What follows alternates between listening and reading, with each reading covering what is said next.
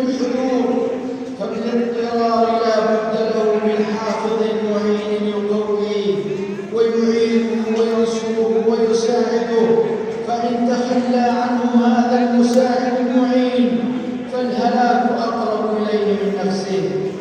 عباد الله، كيف للعبد الضعيف أن يغتر بقوته وقدرته وينسى كيف كان حاله وما هو إليه صائر؟ قال تعالى: الله الذي خلقكم من ضعف ثم جعل من بعد ضعف قوة ثم جعل من بعد قوة ضعفا وشيبة يخلق ما يشاء وهو العليم القدير. قال السعدي رحمه الله: ومن حكمته أن يولي العبد ضعفه وأن قوته محفوفة بضعفين وأنه ليس له من نفسه النقص، ولولا تقوية الله له لما وصل إلى قوة القدرة، ولو استمر قوته في الزيادة لطغى وبغى وعتى. وليعلم العباد كمال قدرة الله التي لا تزال مستمرة يخلق بها الأشياء ويدبر بها الأمور، ولا يلحقها إعياء ولا ضعف ولا نقص بوجه من الوجوه. أيها الإخوة، ومما يدفع عجب المرء بقوته أن يعلم أنها فضل من الله عليه وأمانة عنده ليقوم بحقها، وأن لعزتها غفران لنعمتها. فلما تمكن نبي الله سليمان عليه السلام من إحضار عرش بلقيس في مدة امتداد الظرف قال: هذا من فضل ربي ليبلوني أأشكر أم أكفر، أي ليختبرني أشكره بذلك وأعترف أنه من فضله من غير حول مني ولا قوة، أم أكفر بترك الشكر وعدم القيام به. فالمؤمن يستمد قوته وعزيمته من ربه سبحانه ويتبرأ من حوله وقوله ويعلم أنه لا حول له ولا قوة إلا بالله، ولا يقوى على فعل شيء إلا بتأييد منه سبحانه. وهذا ما يقر به المخبتون إلى الله، كما قال نبي الله شعيب عليه السلام: وما توفيقي إلا بالله، أي وما توفيقي لإصابة الحق والصواب إلا بهداية الله ومعونته، لا بحولي ولا بقوتي. ومما يستيقظ به كمال حال القوى الاستغفار والتوبة. قال تعالى حكاية لقوم هود عليه السلام: ويا قوم استغفروا ربكم ثم توبوا إليه يرسل السماء عليكم مدرارا ويزيدكم قوة إلى قوتكم ولا تتولوا مجرمين. كما أن ذكر الله عباد الله يقوي القلب والبدن، فهو يزيد النفس ثباتا والقلب طمأنينة والإنسان رباطة جأش، كما أنه يقوي الجسد. وقد أوصى النبي صلى الله عليه وسلم ابنته فاطمة وزوجها عليا رضي الله عنهما أن يسبح عند النوم 33 ويحمدا 33 ويكبر 34، وأخبرهما أنه خير لهما من خادم. قال علي رضي الله عنه: ما تركته منذ سمعته من النبي صلى الله عليه وسلم. قيل له: ولا ليلة صفين؟ قال: ولا ليلة صفين. ففي هذا الحديث دلالة على أن ذكر الله يقوي الأبدان ويحصل لها بسبب هذا الذكر قوة. قال شيخ الإسلام ابن تيمية رحمه الله: من اعتاد على التسبيح قبل نومه أعطي نشاطا وقوة في قضاء حاجاته وقوة في عبادته. عباد الله، المؤمن يستمد قوته ومعونته من العلي الكبير، فإن اعتمد قلبه على الأسباب وكله الله إليها، وإن اعتمد على رب الأسباب وتوكل عليه فلن يخذله أبدا. وهذا ما ذكر به عبد الله بن رواحة رضي الله عنه أصحابه بقوله: والله ما نقاتل الناس بعدد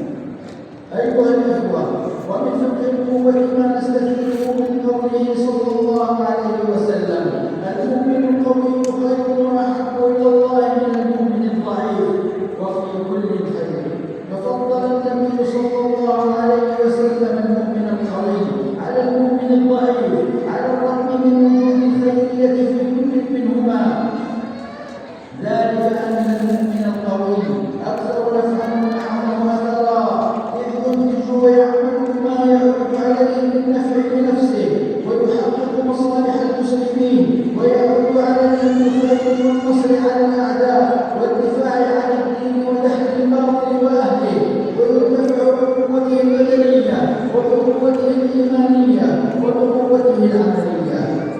ومما ينبغي أن يعلم أن قوة البدن ليست محدودة ولا مذمومة في ذاتها، فإن استعمل الإنسان هذه القوة فيما يعود عليه بالنفع في الدنيا والآخرة وفيما يحبه الله ويرضاه من الأعمال والطاعات صارت محمودة، وإن استعان بهذه القوة على معصية الله كالبطش بالناس وإيقاع ضررهم صارت مذمومة.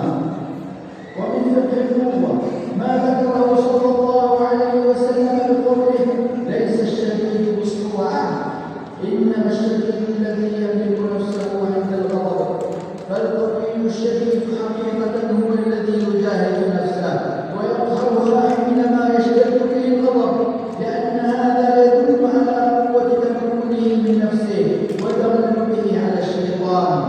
ومن الفقه أيضا أن القوة ليست دائما فيما نقول ونفعل، بل تكون أحيانا فيما نصرف عنه وفيما نتركه بإرادتنا وفيما نتجاهله ونتغافل عنه. أيها المسلمون، ما أشد حاجة المرء إلى قوة وعزيمة ليأخذ الحق بجد واجتهاد، كما قال تعالى: خذوا ما آتيناكم بقوة، وقال تعالى مخبرا عن فضائل عباده المرسلين وأنبيائه العابدين: واذكر عبادنا إبراهيم وإسحاق ويعقوب أولي الأيدي والأبصار، فقد كانوا أصحاب قوة في طاعة الله وبصيرة في دينه. عباد الله، إن هناك أسبابا وعوامل تؤدي بمجموعها إلى تكوين مقومات قوة المسلمين، فمن ذلك التمسك بكتاب الله وسنة نبيه عليه الصلاة والسلام، والعمل بشرع الله القويم في شتى جوانب الحياة، وترك الأهواء ونبذ البدع والانحرافات، واستحضار التاريخ الإسلامي ليستذكر من خلاله تاريخ الأمة المجيد وماضيها الكريم مما يشرق النفوس ويبعث العزائم ويدعو إلى التفاؤل بأن التمكين لهذا الدين والمصلحة للمؤمنين، فيستشعرون المسؤولية المنوطة بهم ويسعون في إصلاح مجتمعاتهم ويتحرون ما هو خير وأصلح في كل ما يأتون وما يذرون. يا أيها الذين آمنوا اركعوا واسجدوا واعبدوا ربكم وافعلوا الخير لعلكم تفلحون. أقول هذا القول وأستغفر الله لي ولكم.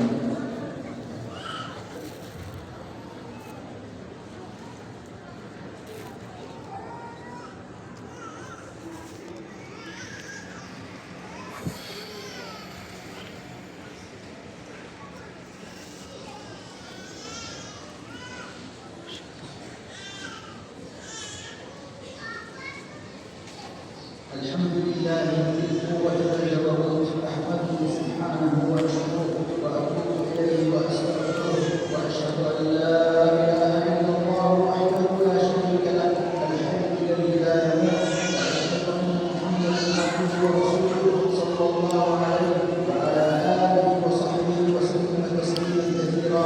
أما بعد، يا عباد الله، من قوة المظاهر في حياة المسلم قوة الإيمان وقوة الأخذ به وقوة الاعتقاد الصحيح والمنهج السليم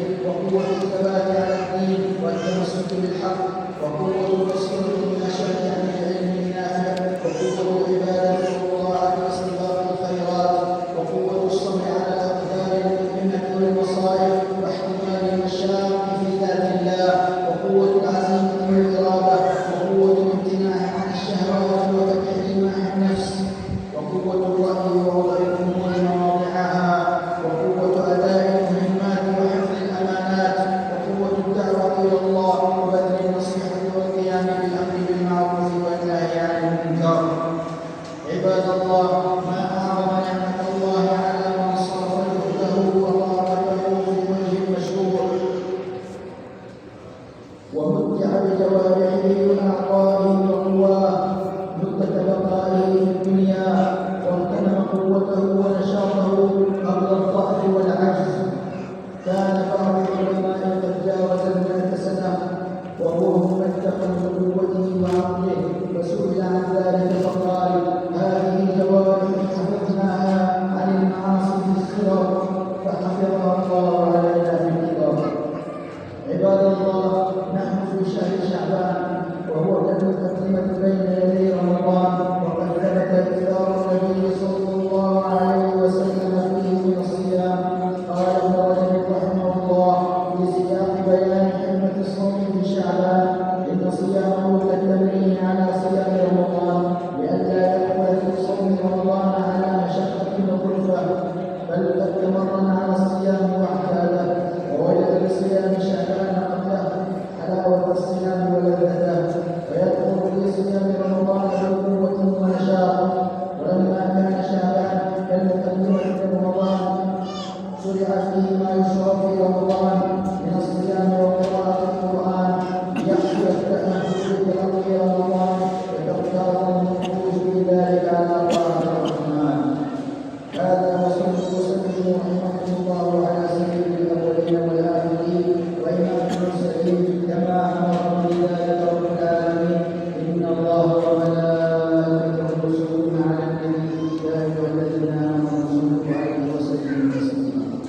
اللهم صل وسلم وبارك على عبدك ورسولك محمد وعلى آله وصحبه أجمعين. اللهم أعز الإسلام والمسلمين وأذل الكفر والكافرين. اللهم انصر الصالحين والمجاهدين في سبيلك والغارقين على الشرور والمعتدين، واجعل بلدنا هذا آمنا مطمئنا رخاء وسعا وسائر بلاد المسلمين. اللهم آمنا في أوطان القلوب واصلح أئمة ولاة الأمور.